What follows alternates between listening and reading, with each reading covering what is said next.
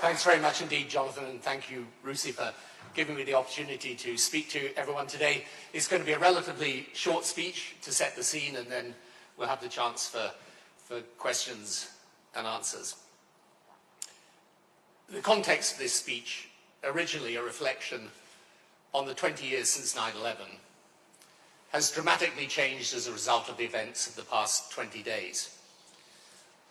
I will not repeat what I have said about the fact and manner of the withdrawal from Afghanistan. I will focus instead on the policy issues raised by it. The Taliban are part of the global movement of radical Islam. The movement contains many different groups, but they share the same basic ideology. In simple terms, this holds that there is only one true faith, only one true view of that faith, and that society, politics, and culture should be governed only by that view. Radical Islam believes not only in Islamism, the turning of the religion into a political doctrine, but in the justification of struggle, if necessary, armed struggle, to achieve it. Other Islamists agree with the ends but eschew violence, but the ideology itself is in inevitable conflict with open, modern, culturally tolerant societies. Nearly everything about 9/11 and its aftermath, particularly now, is mired in controversy. What cannot be seriously disputed, however, is that since 9/11, though thankfully there's been no further terrorist attack of that scale, radical Islam has not declined in force. What is disputed is why. Is radical Islam a coherent ideology which represents a first-order threat to our security? Or are we facing, despite some common themes, a series of disconnected security challenges, each of which require handling on its own terms based on local circumstances? Is Islamism a problem or only its manifestation in violent extremism? Is it akin, as I say, to revolutionary communism and must be countered by a combination of security and ideological measures over the long term? Or is that to overstate it, overestimate it, and thus perversely, as some would argue, by the interventions in Afghanistan and Iraq, to elevate its appeal rather than diminish its appeal? This is a fundamental strategic question, and it needs a clear answer. In my view, Islamism, both the ideology and the violence, is a first-order security threat, and unchecked, it will come to us, even if centered far from us, as 9/11 demonstrated.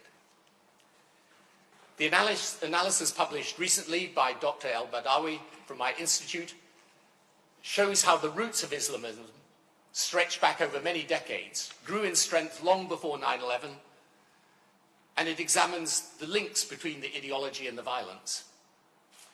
This is supplemented by the excellent analysis of the ulema state concept by Ahmed Kuru and by the annual report we publish of jihadist groups, which shows that this is a global challenge and one that is getting worse. The ideology, whether Shia promulgated by the Islamic Republic of Iran or Sunni promoted by groups on a spectrum from the Muslim Brotherhood through to Al-Qaeda, ISIS, Boko Haram and many others, has been the principal cause of destabilization across the Middle East and beyond, and today in Africa. Like revolutionary communism, it operates in many different arenas and dimensions. And like it, its defeat will come ultimately through confronting both the violence and the ideology by a combination of hard and soft power. Now, if this is a correct analysis, then especially after the fall of Afghanistan, the leading powers must unite to develop an agreed strategy. And even if initial discussions center around Western nations, China and Russia also have an interest in countering this ideology. And our best allies are to be found in the many Muslim countries, including in the Middle East, desperate to retake their religion from extremism. We need also to assess our vulnerability. COVID-19 has taught us about deadly pathogens. Bioterror possibilities may seem like the realm of science fiction, but we would be wise now to prepare for their potential use by non-state actors. On the other hand, if this analysis is rejected,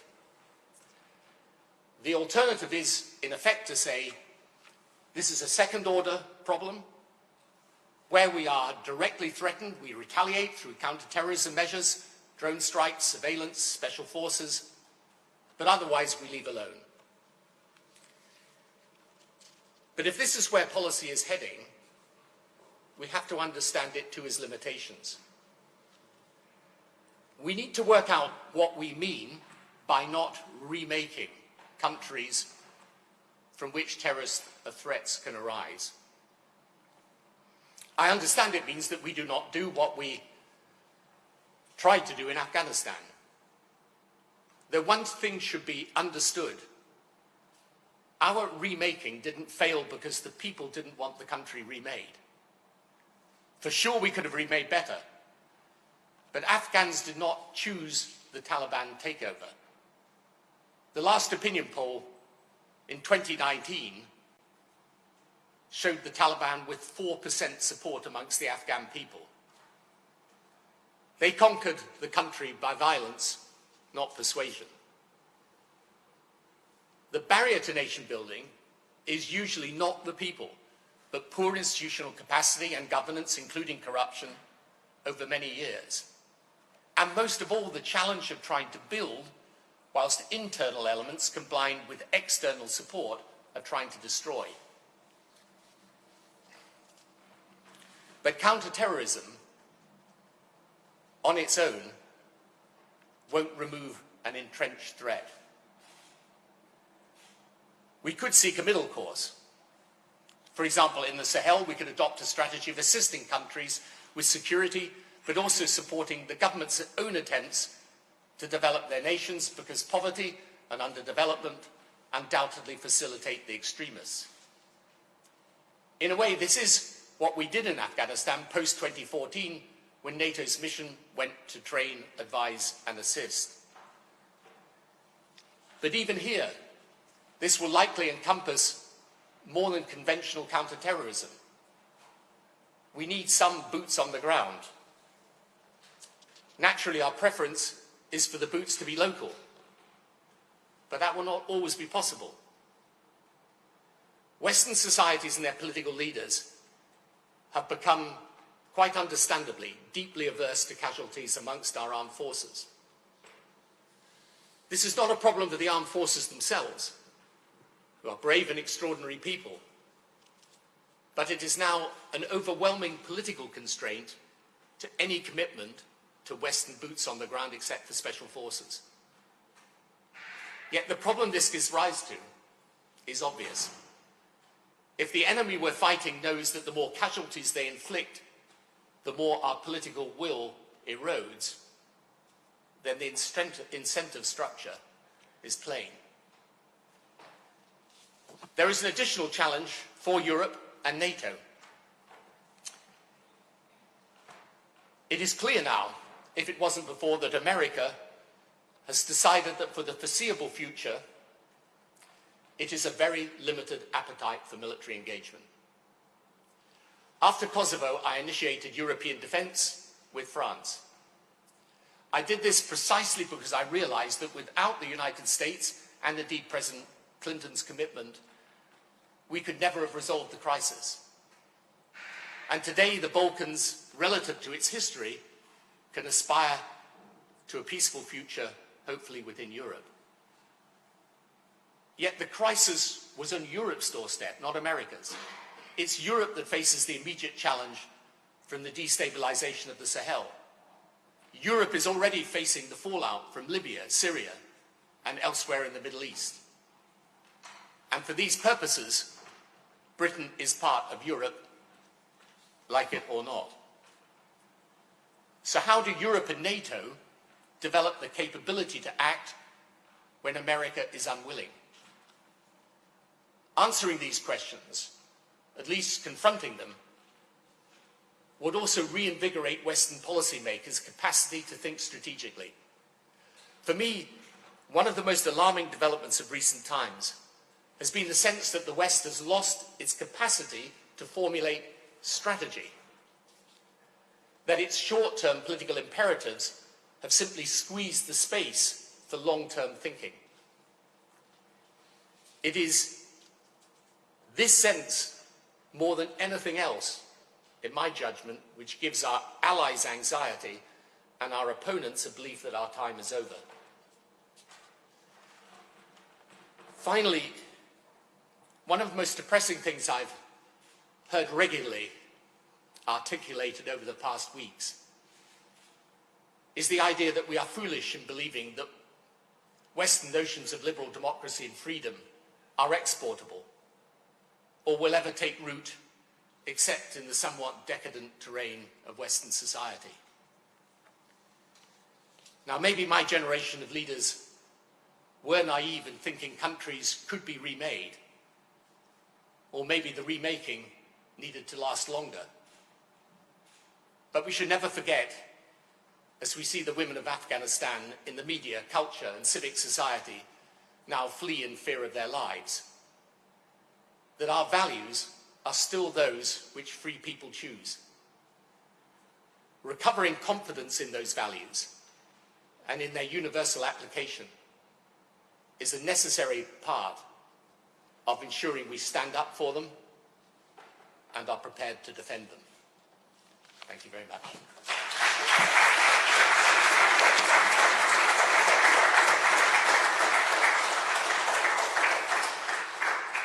Mr. Blair, thank you very much for your presentation. And I should say, for the benefit of journalists or people listening, that both the presentation and the discussion are on the record, so they could be quoted in any shape or form that is required. Mr. Blair, let me just start with a bit that you took as granted, namely your criticism about how we handled the withdrawal from Afghanistan over the last few weeks. You mentioned it at the beginning of your speech by saying, my views are known. You used a rather strong, sometimes one could argue even a bit spicy terminology in terms of criticizing the concept of the forever wars. Unpack it for us. Tell us why do you think that the concept is unhelpful or indeed harmful, as you suggested, to the debate on security questions?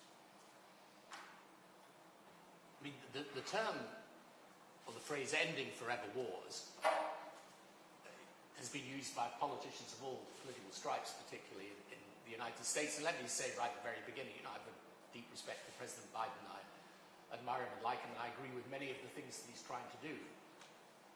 But not simply those in the Democrat Party, but those in the Republican Party who use this phrase. I think it is a deeply mistaken phrase because, number one, we haven't ended this war. We've ended our participation in it. Different concept. Number two, it's not forever. I mean, 20 years, for a lot of the groups we're fighting, 20 years for them is not a long time. And, if you take the revolutionary communism analogy, we stayed with that for 60, 70 years or more. But finally, the rhythm of what we were doing post-2014 and saying by the end of 2019 was obviously completely different from what we were doing in the 2005, 2006, 2007, and in the years after the big problems arose in Afghanistan. So I just think it's not a good way of making policy, because in the end it's a political slogan. It's not really based on an analysis of the threat and the strategy to counter it. Understood. I have the benefit of talking to you before this event, so in a way I know you're thinking, but I just wonder if you could tell us, I mean, the proposition that is now being put by a lot of people, including the American president, that we should have gone in, smash Al-Qaeda, get bin Laden, which by the way took 10 years, and somehow, and get out, and leave the pieces to the others. Is it something you would have been able to sell to the British public in 2001? I think it's quite important. I mean, it's a good question because it's quite important to go back and just relive the events of 9/11. I haven't seen it yet, but I gather there's quite a good documentary done by the BBC about that day and the events and the decisions that were taken, at least by the American president, President Bush at that time. I don't think people would have felt a response that was merely about going and trying to deal with Al-Qaeda and getting back out again. I don't think people would have found that acceptable at the time. I mean, things change, obviously, over time. But in any event, I don't think you can deal with these groups when they're entrenched simply by counter-terrorism measures. I just don't think it's possible. I mean, they hold territory. You know, they build capacity. And the one thing that is very clear about them is that they're prepared to take large numbers of casualties. I mean, in the work my institute does, I mean, when you look even at the years 2017, 2018, you know, and you look around the world, the numbers of people that died at the hands of the extremists is large, but the numbers of extremists themselves who died is even larger. But it hasn't stopped them growing and proliferating, and they will continue to do so.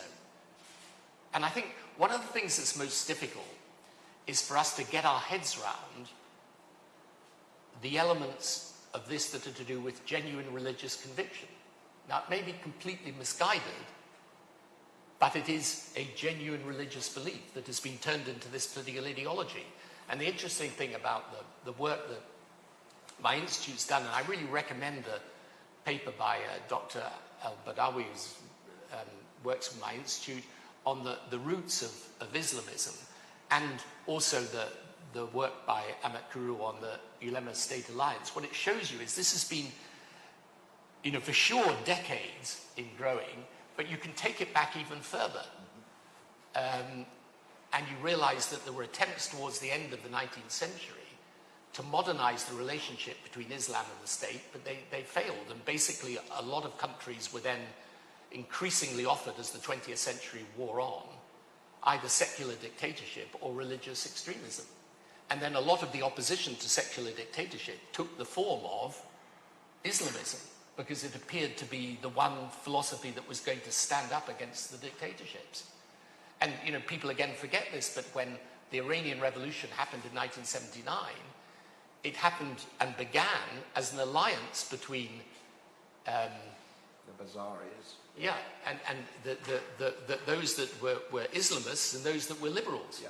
And actually exactly the same happened with the Arab Spring. But the problem is, as I always say, the liberals are numerous and badly organized, and the Islamists are quite numerous and extremely well organized. And, you know, what anyone in politics will ever tell you is that superior organization can knock out a superior idea, unfortunately. So let me take you on this particular subject, if I may, on Islam, which formed a sort of extremism Islam that formed a large chunk of your speech today. I mean, if I was a leader of a country, a European country, I would say, I get your point, and history is on your side in terms of the analysis, but I find your comparison with communism unhelpful because it creates a straitjacket. What do? I've got, I don't know, X%, 8%, 10% of my population of Muslim faith, citizens, good, dutiful citizens of the country. I can't brand them all as potential sort of fifth columnists. I have to deal with the situation. How do I separate fighting the extremism from accepting the faith? Yeah, this is, again, a very good point, Jonathan, but it's a very simple one to answer. I mean, probably the majority of Muslims around the world are not Islamists. I mean, there's a difference between being a Muslim and being an Islamist, between Islam and Islamism. Islamism is the turning of the religion into a political ideology. And the problem, if you take any religion, it's not a question of Islam. If you took Christianity and turned it into a, political ideology, let's say of a particular church in a particular part of a church, and say, right, the whole of society and politics and culture is going to be run according to the precepts of this church. I mean, that would be equally bad. And the whole point about Islamism is that because it believes in the dominant one view of religion, of this religion, it's completely at odds with the way the modern world works. The modern world works through people opening up across boundaries of faith and culture. If you're then saying, well, this is the only faith, and this view is the only view of this faith, it's inconsistent with modern societies. Now, there are people, even within our own societies, who support this. And it's a problem, but you're best to confront it. And, the thing that I find strange about this is, out in the Middle East, where I spend a lot of my time, people today have absolutely no problem in distinguishing between the two things. Because they know the single biggest threat to stability in the Middle East is the idea that you're going to create societies based on a narrow view of religious faith, and you're going to ensure that politics, culture, society, economy is governed by it. And so, I think this is a fundamental question, and it's got to be resolved strategically, because I think the other thing that is also very important is that the question I raised at the outset is, I think, the question, is this a first-order threat or a second-order threat? Right? Is it something we need a big agreed strategy of the leading powers to confront? Or is it really a second-order threat? Look, it's not our business unless it comes to our shores. Let's not provoke it by going after it. Counter-terrorism, but that's it. Right. My only point is, if that's where we're going, we should decide it as a matter of strategy. We shouldn't tumble into it because the alternatives or what's happened in Afghanistan simply lead us to that conclusion. It's because it's a big decision.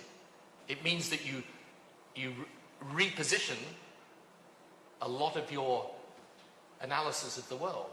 Now, my view is you can't be sure that it would be unwise to relegate it to being a second-order threat, because I don't see it diminishing in the world at the moment. But on this point, and then I'll pass on, there is a stalwart of the Foreign Office who would want to ask a question there on the subject. I think it's on the subject. But just to press you one bit on this question, what would you say to politicians in office today who would say that the comparison between the challenge or the threat of Islamic fundamentalism and communist ideology is not very helpful because it construes a sort of a siege mentality? It could lead to a sort of self-fulfilling prophecy, to use the cliche of us inviting more alienation and therefore more problems. Yeah, so this is the big dilemma. If you put it out on the table and debate it, do you cause more trouble than if you simply say, okay, we're going to leave it to the side? My view is you're always better to be open about these things. And it's a debate that goes on within Islam. That's the fault, is to believe that this is a debate that people have within the West, but they're not having it in Muslim countries. All over the Middle East they're having it, with varying degrees of openness, I agree. But, look, when I look at the Middle East today, and I see the activities of the Islamic Republic of Iran, I think that is a destabilizing force all over the Middle East. Now, is that destabilizing force linked to the ideology? I think it makes no sense at all to pretend it isn't. because it obviously is. So I think, you know, but I agree with you, it's a big question. My point is, let's debate it honestly and flush it all out, because I think otherwise you're left in a situation where you're going to end up by default with a policy you haven't really strategically decided, you've just kind of tumbled into, which is always a dangerous thing to do. Thank you. Let's try to bring in some of the audience. Please introduce yourself and wait for the microphone. It's William Petty, former ambassador to Afghanistan and Iraq. Good to see you, Prime Minister. Good to see you. I accept your thesis that radical Islamism is a fundamental first-order threat akin to revolutionary communism. My question relates to the specifics of Afghanistan. If that is the case, do we look at the Taliban as part of that global revolutionary Islam, or do we accept a nuance that they might be a nationalist version of it and don't quite have the global ambitions that Daesh or Al-Qaeda or other groups would have?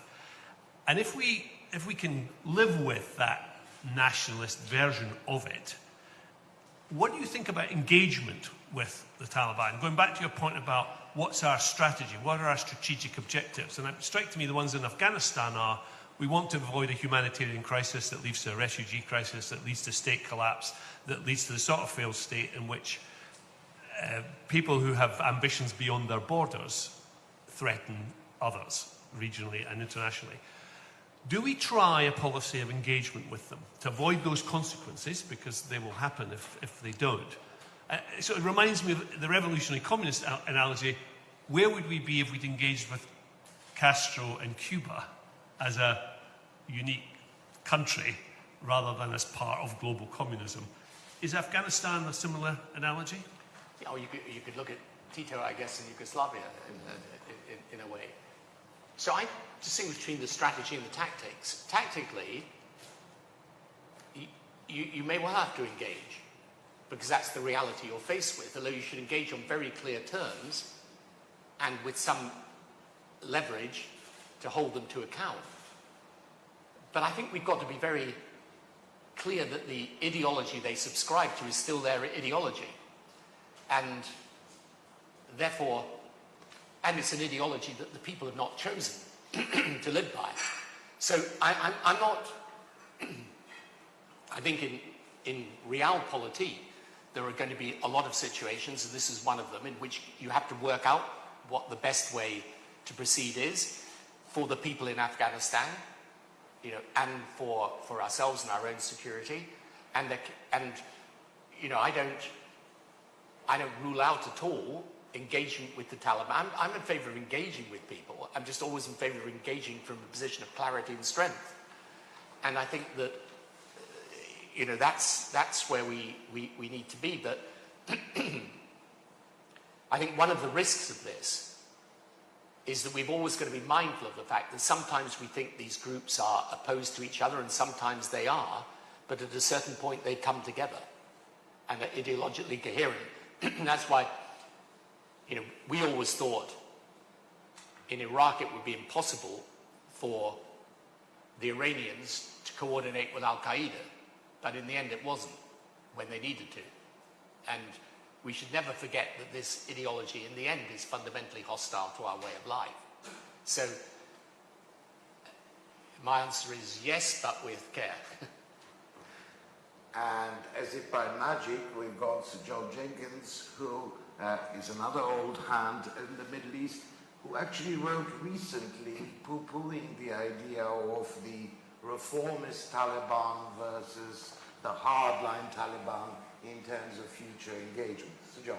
Thanks, Jonathan. I won't argue with William on this matter. I'm a former British diplomat, ambassador to various countries, Saudi Arabia, Iraq, Syria, Libya, other places where certain experiments were tried. The question I wanted to ask, and I thought your speech was great, by the way, relates to domestic politics and what we do about this.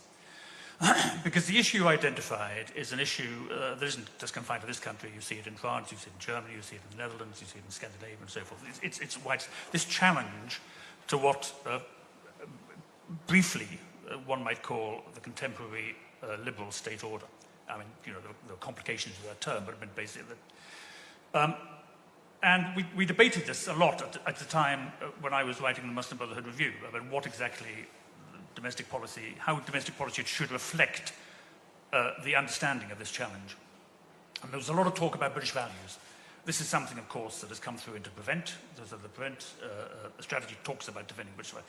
I remember saying to David Cameron at the time, I don't like this term because values change. When you consider values, you can think about values, the things we believed 30 years ago, not necessarily the things we believe today. But I said there's at least one country, and maybe two in Europe, who have dealt with this in a different way, and those two countries are Germany and Austria. And they've dealt with it because they wrote constitutions, post-war constitutions, the German Grundgesetz, which was written by a panel of German jurists just after the war, actually says at the beginning, it says, we believe in certain fundamental and universal rights. It's a Kantian constitution. And it specifies what those rights are. It then set up a domestic intelligence agency, the Bundesamt für Verfassungsschutz, which is the federal agency for the protection of the constitution, which publishes its annual report and will say that Islamisms of various sorts are enemies of the constitution. This is a term they use. They are Verfassungsfeinde or Verfassungsfeindlich. For various reasons, that hasn't been possible in this country. And I understand that. I mean, there is a constitution in this country, but it's a constitution that goes back to the 17th century and it consists of various laws. But it does mean that we are disabled, it seems to me, when we want to talk about the threat that ideologies of this sort pose. Because essentially these ideologies are what we would have called at one point seditious, although I don't think the Sedition Act has been used since 1905. You can do this in Germany because you have the constitution and it says what it is to be a member of this political community. We do not have this here. What do we do about it? Yeah, I mean, I think it's easier to specify when you have a constitution that's written. On the other hand, I would say that most people would accept in the UK that even if not written in a constitution, there are certain conventional rights that we take for granted that form the fundamental basis of our society. And Islamism is inconsistent with that. I think the limiting political factor here and in America is that parts of the right have become isolationist and potentially anti-Islam, and parts of the left regard criticism of Islamism as Islamophobic. And what that does is one of my theories of modern Western politics is the absence of a strong centre is creating a situation in which short-term politics within the mainstream political parties really dominates thinking and pulls policy in bad directions, which is why this ending the forever wars was both a theme of certain Democrats and certain Republicans. So I think it just needs, one of the reasons I did this today, it's not that you don't get a huge amount of blowback about it, because you do whenever you say these things, but it's a lot easier to put it on the table and then discuss it and force people to confront the fact that Islam and Islamism are two separate things.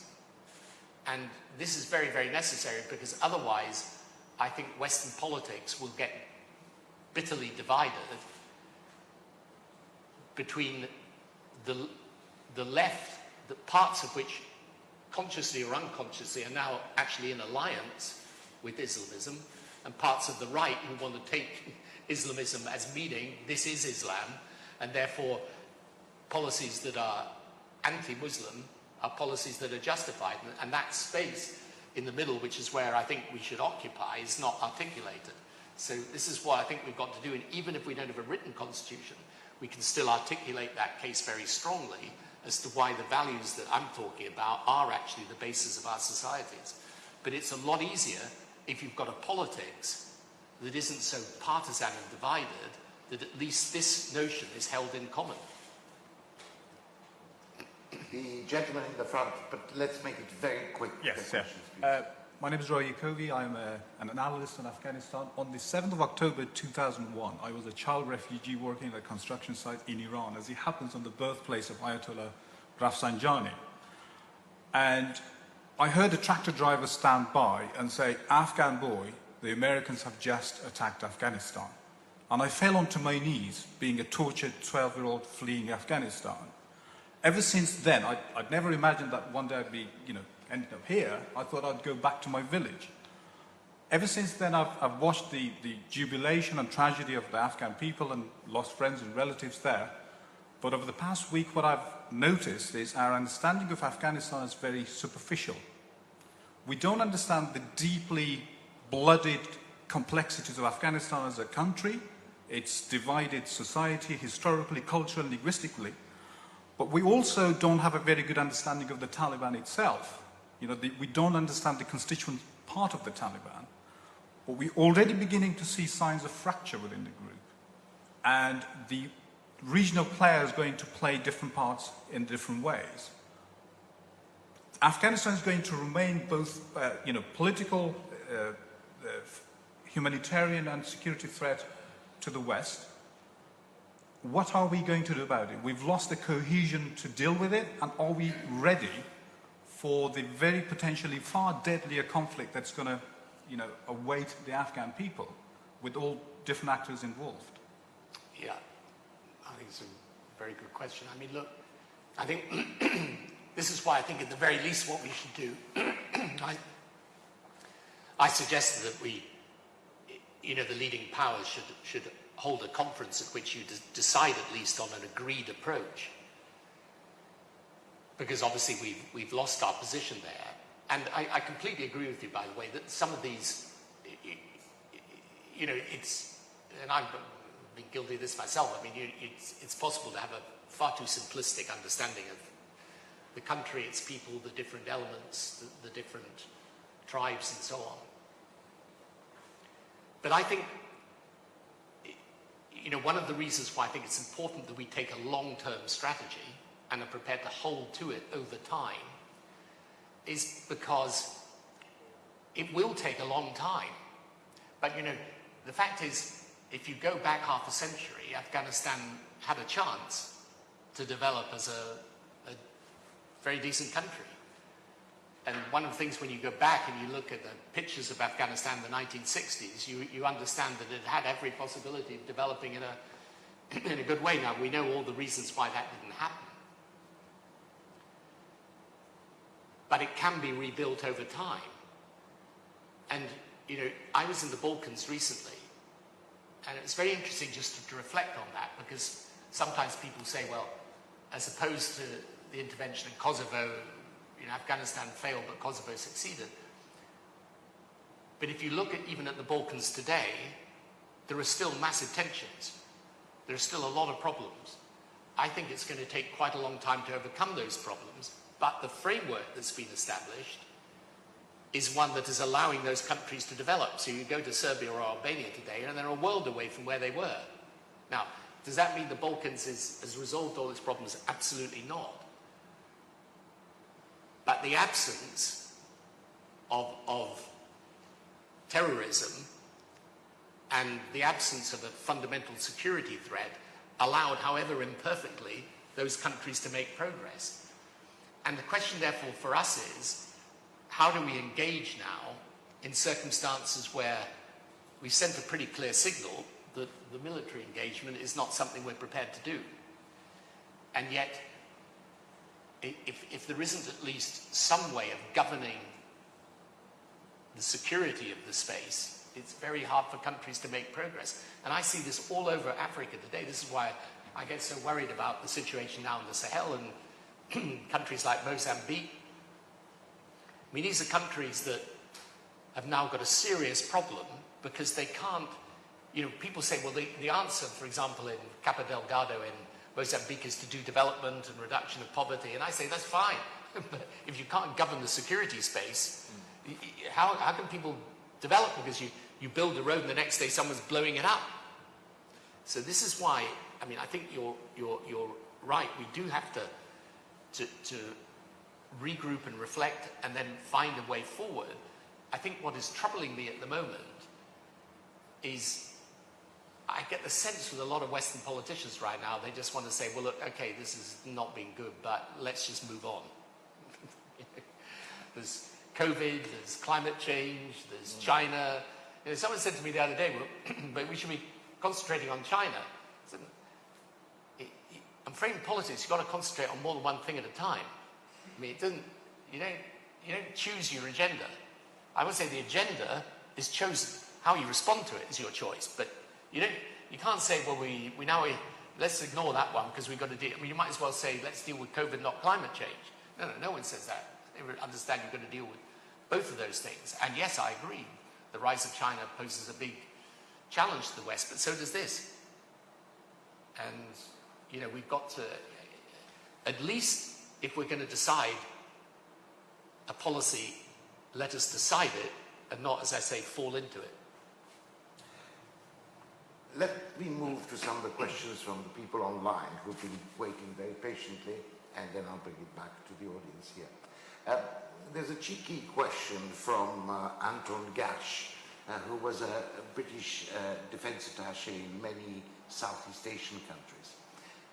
Cheeky in a way, as you will see, but it'd be worthwhile putting it to you, which is, let's assume that Tony Blair remained in power for a record-breaking period until today and was still our Prime Minister today. How would our Afghanistan policy would have looked like?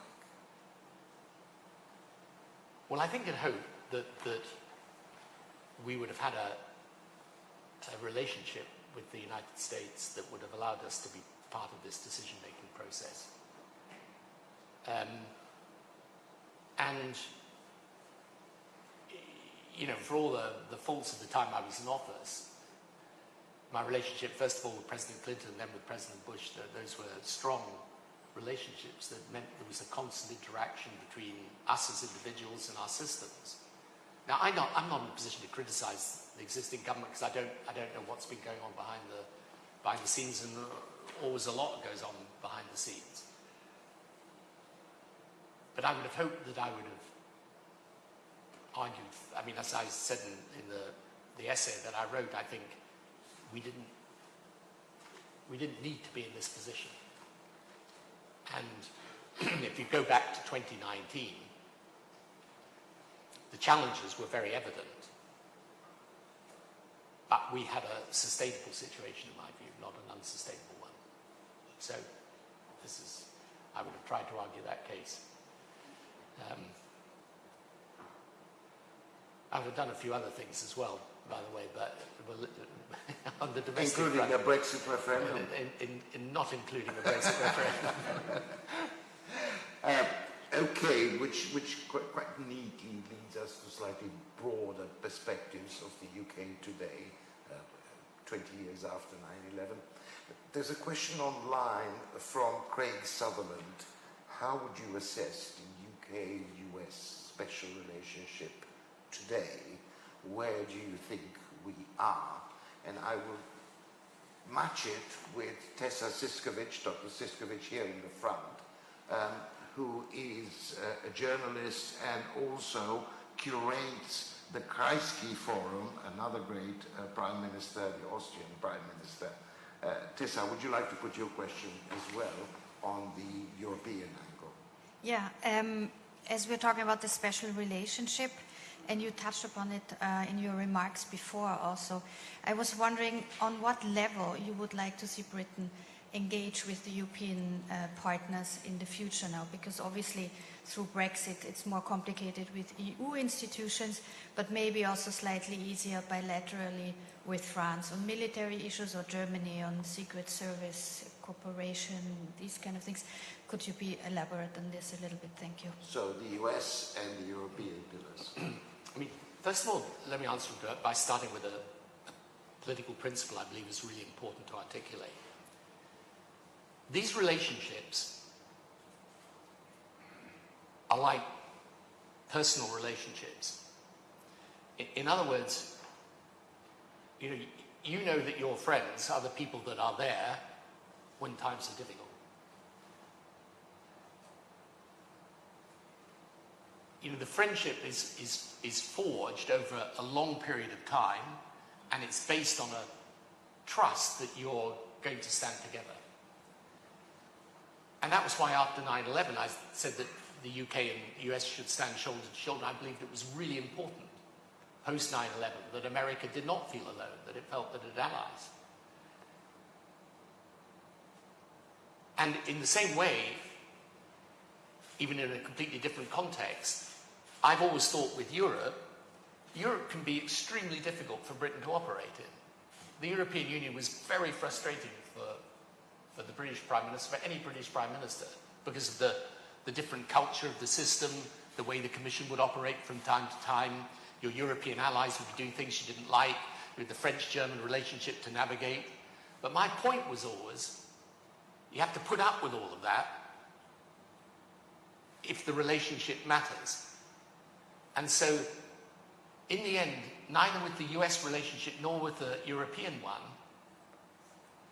you don't, if you think it's going to be easy to have that alliance, forget it, it isn't. Being an ally of America, a strong ally, is very difficult because a lot of your own people want to see you, tell them to get lost, you'll find your own way. And yet, if you do distance yourself from America, you find it's a long way back.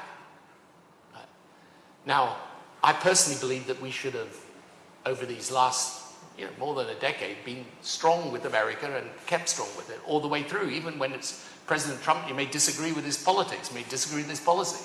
If the relationship matters, you've got to really spend time, and you've got to spend political capital on it, whether you like it or not.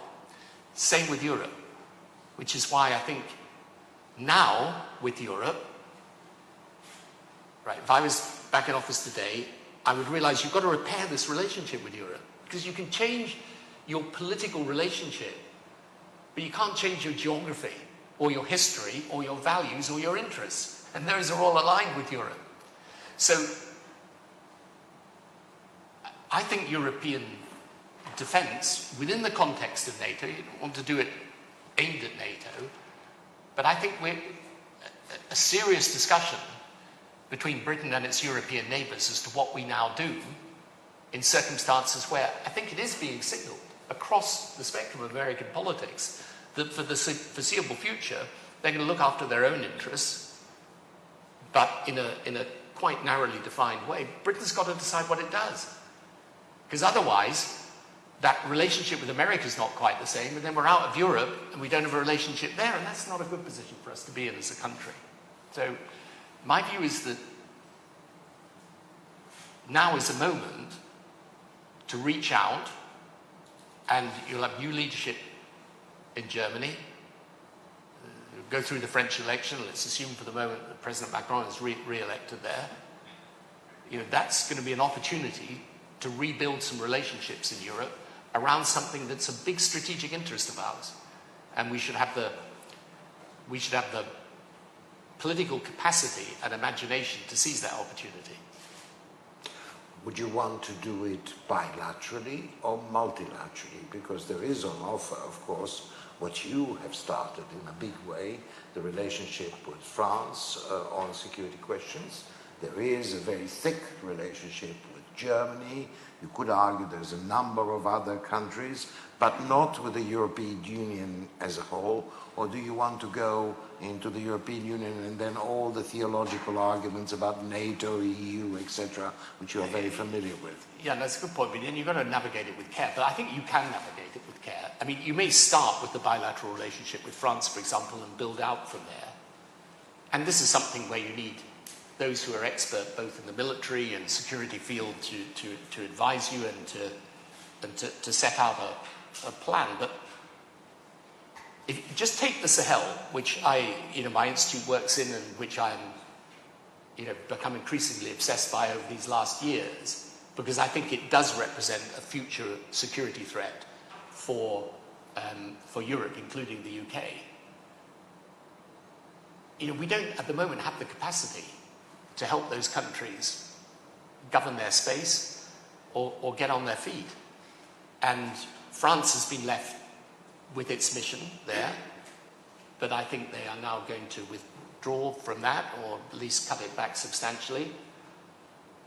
And you know, Afghanistan doesn't make it any easier for President Macron to hold there. So,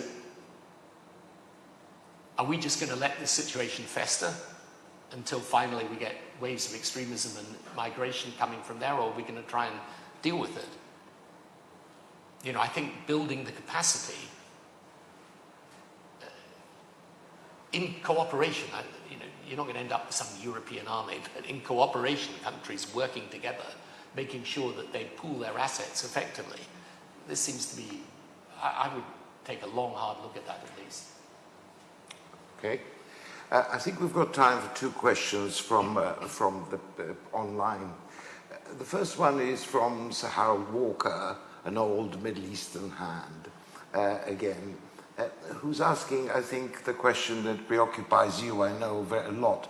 How can politicians answer your call of sitting seriously and discussing these security challenges when it's 24/7 TV media, when you're constantly under the pressure of social media, when you're constantly forced into making statements about, I don't know, a car crash on the M40, and how are you able to gather your thoughts, lock yourself up, and come up with the intellectual product that you were calling for?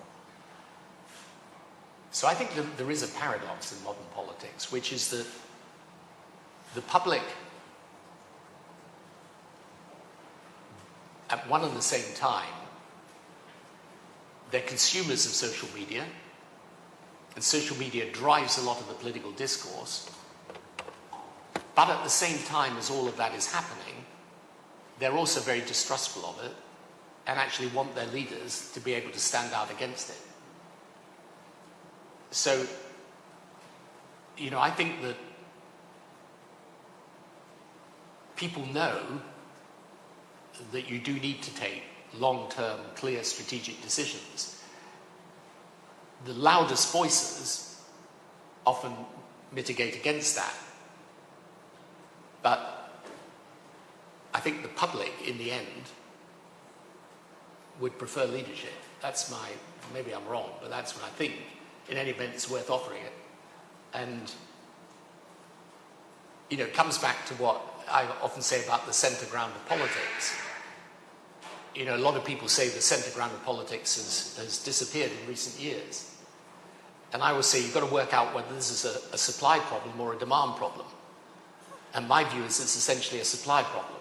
It's that political parties, partly through social media, have become much more shrill and partisan, but actually the public's never much shifted. And, you know, if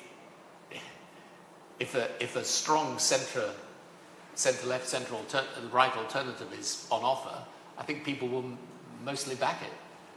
So I think the best thing for politicians to realise is that in the end, you know, the public will respond to leadership, because this paradoxical attitude towards media, social media, the pressure of events, they kind of both participate in it, but also distrust it. And it's the distrusting part of it you need to appeal to. And I think the final question is an introspective one, which you must have had about 1,000 times.